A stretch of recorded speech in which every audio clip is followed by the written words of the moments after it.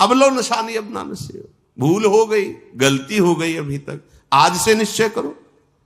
हमारे लिए तो प्रतिदिन नया जन्म है।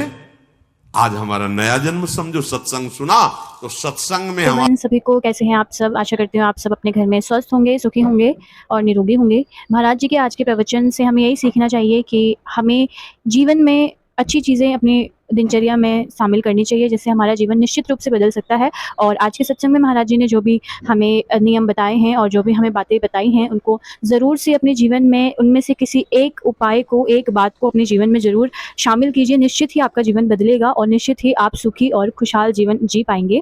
आज के इस कलिकाल के वर्तमान कलिकाल में एक सत्संग ही है जो हमें भगवान से जोड़ के रखता है। और धन्य है हमारी ये गुरु और धन्य है हमारी श्री जी की कृपा, जो उनकी कृपा से हमें ऐसे गुरुवाणी सुनने को मिली है। सौभाग्य है हमारा। तो हमें अपने जीवन में ज़रूर सत्संग को शामिल करना चाहिए और सत्संग में बताए गए सभी नियमों का पालन हमें करना चाहिए। ये हमारे ही जीवन के लिए फलदायक होगा। तो सत्संग में हमारे नए जन्म का प्रादुर्भाव हुआ। अभी तक जो हमारी गंदगी थी पीछे के जन्म में हम भूल जाते हैं।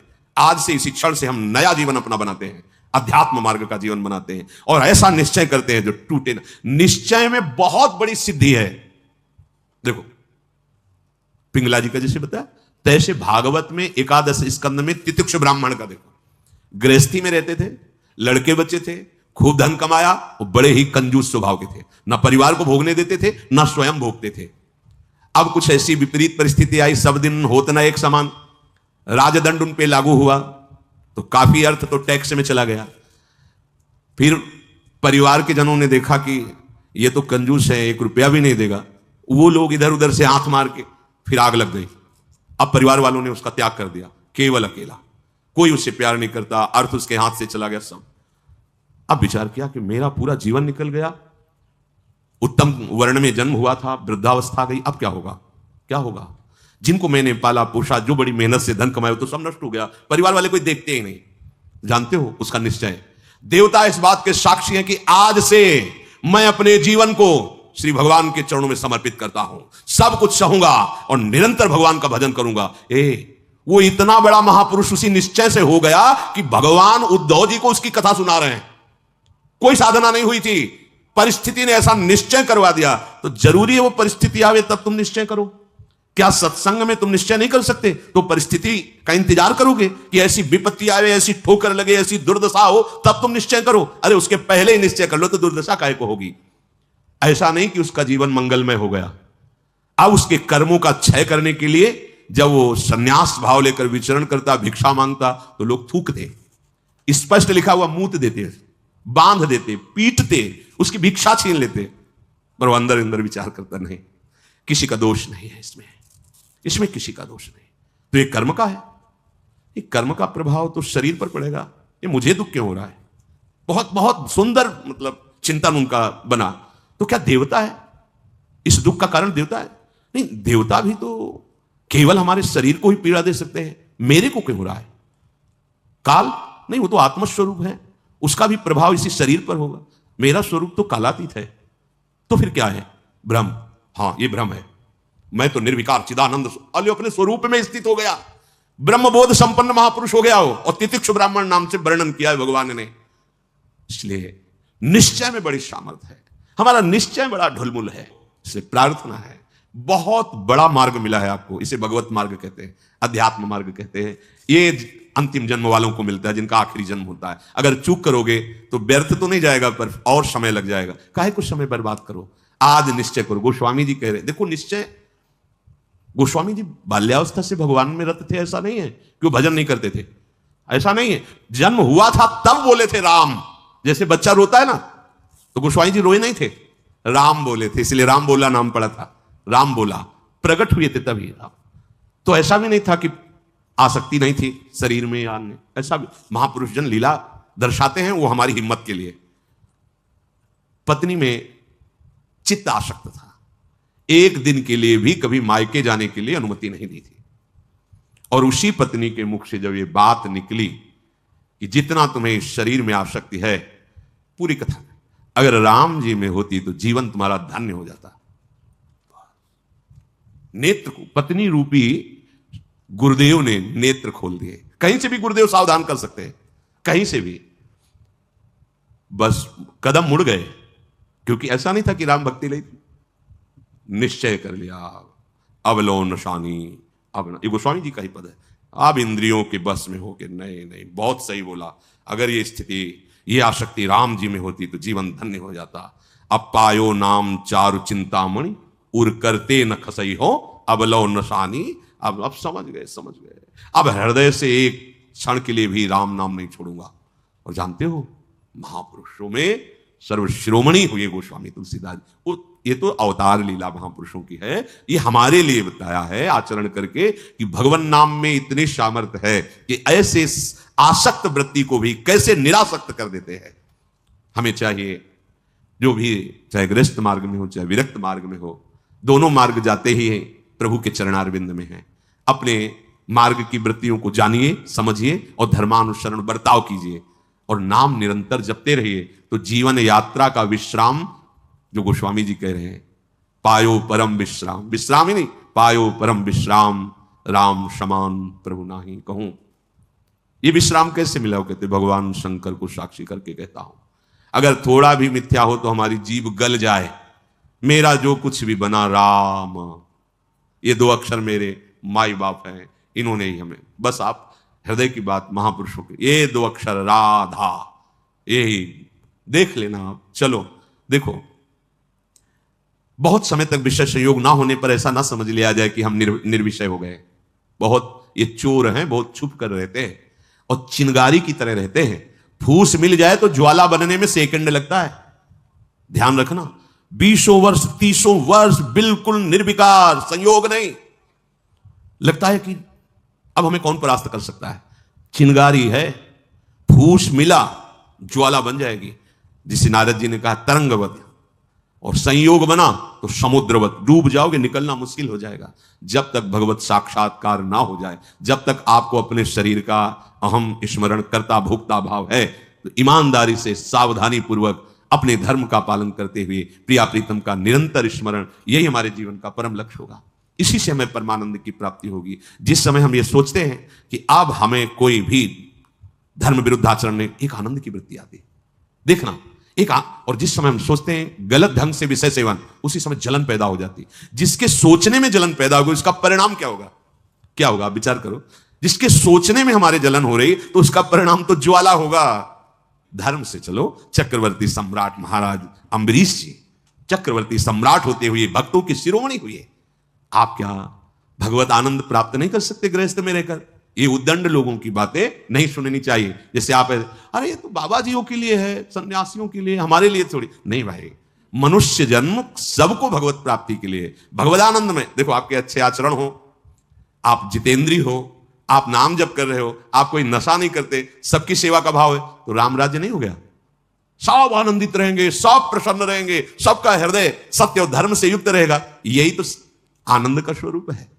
जब आप शास्त्र और सत्संग स्वीकार नहीं करते तो आपके अंदर आसुरी वृत्ति बढ़ती, राक्षसी वृत्ति, और फिर देखो अपने को दुखी, अपने परिवार को दुखी, अपने नगर को दुखी, अपने देश को कलंकित, क्या क्या नहीं करवा देती है राक्षसी बुद्धि। इसलिए भाई, ये सत्संग, गृहस्थ, विरक्त, जो भी जहां भी है, सबके मंगल के लिए वहीं रहो, वहीं रहो, प्रभु के होके रहो। दूसरों को दुख पहुंचाने वाली बात, चेष्टा मन में भी मत लाओ, सबको सुख पहुंचाओ, नाम जप करो, सबका मंगल हो जाएगा। देखो, हम सब तरंगे हैं, समुद्र में ही उछल रहे हैं, हमारा अस्तित्व नहीं है, तरंगों का अस्तित्व नहीं है। ऐसे ही हम भगवत स्वरूप हैं, प्रभु रूपी अगाध समुद्र में हम तरंगे की तरह है, हमारी कोई सत्ता नहीं है। ये जो सोच रहे हो ना, सत्ता नहीं, सत्ता उन्हीं की है, उन्हीं की है। अभी आप समझ नहीं पा रहे। तरंग है क्या? समुद्र ही तो है। वायु विकार खत्म हुआ, समुद्र ही था, समुद्र ही है, बीच में तरंगे, ये सब तरंगे हैं। मन की तरंगे मिटा दो, फिर देख लो आप क्या हो, भगवत स्वरूप परम आनंद में। अब चाहे सृष्टि में रहो, चाहे धाम में जाओ, कोई फर्क नहीं पड़ता। व्यवहार में भी रहते हुए परमानंद, शरीर छूटे तो प्रभु में परमानंद। उसी के लिए तो हम प्रयास करें, जितनी चेष्टाएं कर रहे हैं सुख के लिए ही तो कर रहे हैं। हे भाई, आप कोई भी हो, गृहस्थ हो, विरक्त हो, कोई भी हो, धर्म से चलो, नाम जप करो, सबकी सेवा की भावना अंदर रखो, तो मनुष्य जीवन का लाभ मिल जाएगा। ये उद्दंडता पूर्वक तर्क वृत्ति रखोगे तो अभी सौभाग्य मिल रहा है सुनने का, धीरे धीरे समय साथ आ जाएगा, आपको शत वार्ता सुनने को नहीं मिलेगी। देख लेना, सतवार्ता जिसके श्रवण मात्र से हमारे हृदय में आनंद का स्फुरण हो और हम उस आनंद के बल से निर्विषय हो जाएं, वो वार्ता सुनने को नहीं मिलेगी। फिर और समय आएगा, धर्म सुने नहीं काना, कलिकाल बिहाल की मनुजा, नहीं माने को अनुजा तनुजा। सब होश में अभी समय है, तर्क वितर्क छोड़ो, जैसा शास्त्र सदगुरुदेव संत जन कह रहे वैसी बात मान लो, निहाल हो जाओगे, परमानंद में मगन हो जाओगे। ये हम बुद्धि की बात नहीं कहते कि तर्क वितर्क आप करें, तर्क सत्संग तर्क नष्ट करने के लिए होता है। हृदय में देखो, बहादुरी जबान से कहने की नहीं है, ये हृदय की बात है। ये यहां युद्ध होता है, पता नहीं क्यों बनी हुई है। वेद विद्या पढ़त कर्म धर्मन करत जलप तन कलप की अवधियानी, चारुगत छाण संसार भटकत भ्रमत, आस की पास नहीं तोरी जानी। स्पष्ट वर्णन है, इसका मनन हुआ है गुरु कृपा से, तब हम आपको कह रहे हैं, मनो का निरीक्षण करके। आस की पास नहीं तोरी जानी, सकल स्वार्थ करत, क्योंकि आस की पास नहीं तोरी जानी तो सकल स्वार्थ करत, रहत जन्मत मरत दुख और सुख के होत मानी, अरे छाड़ जंजार कैसे न निश्चय धरत, एक किन रमत हरिवंश बानी। क्यों निश्चय नहीं करते, उस आस की पास को क्यों नहीं तोड़ देते। वैराग्य मार्ग का पथिक हूं या भगवत मार्ग का पथिक हूं, प्राण त्याग सकता हूं पर एक कदम अधर्म भूल ही न दे कुमारक। नहीं ऐ मन, अब नहीं, अब नहीं, शरीर नष्ट कर दूंगा पर धर्म नहीं नष्ट करूंगा, भगवत मार्ग। ये आस की पास बड़े दुलार से रखे हुए हैं, कभी तो, अभी नहीं नहीं, कभी तो, ये क्यों रखे हुए हो। यही तुम्हें भगवदानंद की अनुभूति वर्तमान में नहीं करने दे रही, यही आस की पास। अभी निश्चय करो जिस मार्ग में चले हो, नहीं नहीं नहीं, अभी शुद्ध ज्ञान स्फूर्ति होने लगेगी। ये सब यहां की देखी हुई बातें कह रहे हैं आपको, बच्चापन से इस मार्ग में है तो यहां देखी हुई बातें कर रहे हैं। बहुत वैराग्य में जीवन, एकांतिक जीवन, फिर भी आशा। पूछो उससे किसकी आशा, क्यों, क्या चाहिए, उत्तर नहीं मिल रहा। चाहिए ये भोग, नहीं, देखना भी नहीं, तो आशा क्यों, पता नहीं। आप देखो, अंदर से देखो, जब यहां की बात कही जाएगी ना तो सबके यहां की बात होगी। ये अलग से नहीं रचा, उसी मशीनरी से बनाया गया जिससे सब निकले हुए हैं, सब मशीनरी। इसीलिए कि तो हमारे मन की बात कर रहे हैं, वो तुम्हारे मन की बात नहीं कर रहे, संपूर्ण सृष्टि की बात कर रहे हैं। क्योंकि जिससे मन रचा गया है, जिससे शरीर रचा गया है, वो वही एक ही डिपार्टमेंट है, वहीं से रचा गया है। यही हमें भगवदानंद की प्राप्ति नहीं करानी। बहुत धैर्यपूर्वक सुनना है और समझना है। यह हम अपने मन की बात कहते हैं, इसको पढ़ा है, इसको देखा है, इसको समझा है। वैराग्य में जीवन है, इतना भी कहीं गुंजाइश नहीं है, फिर भी आशा है। पूछा जाए इसको भोगों के लिए तो ना है, फिर भी आशा है। ये क्यों है, यही छाण जंजार क्यों न निश्चय धरत, निश्चय क्यों नहीं कर रहा तू, तेरे निश्चय की कमी के कारण ये आशा की फांसी बनी हुई है। जब तक ये आशा की फांसी बनी रहेगी तब तक तुझे परमार्थ वस्तु का स्फुरण नहीं होगा, पक्की बात है। ये जो शुद्ध ज्ञान है ये स्फुरित नहीं होता, कामना से ढका रहता है। जैसे कोहरे की ताकत नहीं कि सूर्य को ढक ले, पर मेरे नेत्रों के ढकने के कारण लगता है सूर्य ढक गया। ऐसे ही ज्ञान स्वरूप जो भगवद अंश है इसमें स्फुरणाएं होती, जैसे सूर्य की किरणें निकलती ना, ऐसे इसमें ज्ञान की तरंगे निकलती रहती, आनंद की तरंगे निकलती रहती। वो आपके अनुभव में, आपकी ही तरंग है, अनुभव में इसलिए नहीं आती कि कामना रूपी, आशा रूपी कोहरा फैल गया। पिंगला जी ने कोई साधना नहीं की थी ज्ञान प्राप्ति की, ज्ञानियों के परम गुरु विदेहराज जनक जी के ही नगर में रह रही थी, पर वैश्यावृत्ति करती थी। देखिए, पढ़ के देख लीजिए, बहुत सूक्ष्मता से मनन करती हुई तो आपको उत्तर मिल जाएगा। अपने शरीर का श्रृंगार करके बैठ गई, संध्या के समय से कोई पुरुष उधर से आता दिखाई देता तो ये पुरुष हमें धन देगा, हमारे शरीर का सेवन करेगा, निकल गया। ये नहीं तो ये करेगा। ऐसे रात्रि अर्धरात्रि हो गई। भगवद अवतार अवधूत शिरोमणि श्री दत्तात्रेय जी भ्रमण करते हुए वहीं सर्वज्ञ महापुरुष थे, उसकी वृत्ति में ही अपनी वृत्ति लगाए हुए थे, तभी तो उन्होंने गुरु बनाया उसको। 24 गुरुओं में पिंगला भी गुरु है, और बड़ा सौभाग्य उसका है, महाप्रभु हरिवंश चंद्र जी ने श्रीमद चतुरासी जी में भी उसका उदाहरण दिया। यह जो एक मन बहुत ठौर करी, कहीं कौने सच पायो, जहां तहां विपति जार जुवती लो प्रगट पिंगला गायो। जब अर्धरात्रि हुई तो पिंगला को बहुत कष्ट हुआ। हाय, इस शरीर को बेच करके सुखी होना चाहती है, कितनी अज्ञान वृत्ति।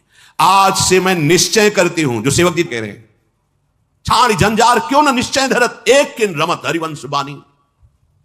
ये तुम क्यों आशा की फांसी में लटके हुए हो, कभी तो क्यों ऐसा रखे हुए हो, इसे तोड़ो, नष्ट करो, अभी प्राण निकल जाए पर जीवन में कभी कुमार्ग में कदम नहीं रखेंगे। पिंगलाजी ने निश्चय किया, आज के बाद मैं कभी भी किसी पुरुष का संयोग नहीं करूंगी, किसी को नहीं देखूंगी, अपने हृदय में विराजमान सबके हृदय बिहारी भगवान का वर्णन करती हूं और मन वचन कर्म से उनकी आराधना कर। उसी समय इतनी पवित्र हो गई, वो महापुरुष बन गई कि भगवान दत्तात्रेय जी ने 24 गुरुओं में उसको रख लिया, एक गुरु पिंगला जी को बनाया। क्या साधना की थी? विरति हो गई अपनी वृत्ति से और निश्चय दृढ़ कर लिया और फिर कभी फिसली नहीं। तो बड़े बड़े आचार्य कोटि के महापुरुषों ने निष्ठा के लिए उसका उदाहरण दिया।